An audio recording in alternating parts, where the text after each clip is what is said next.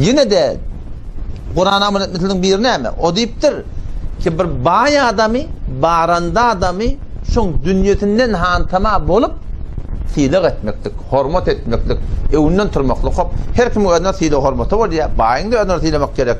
Emma ýok, fiýlik hormat etýän Hudaý üçin, ýaşuly diýip, mihmanym diýip, olatlardan hiç miradi ýok. Emma bir baý fiýlikta biri ve men addama sahibe dunya diýip Peygamber Hazretleri. Her kim dünýä eýetine adam, ýani baý adamy fiýlik etdi.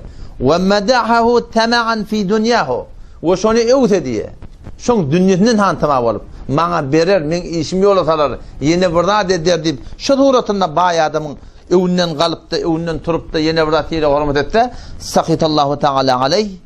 Allah Teala şol adamdan, şol musulmandan narda boljak. Ve kana fi dereceti Qarun fi asfali cehennem. Şoň dereceti cehennemde Qarun bilen enki etek tabagda boljak diýipdir.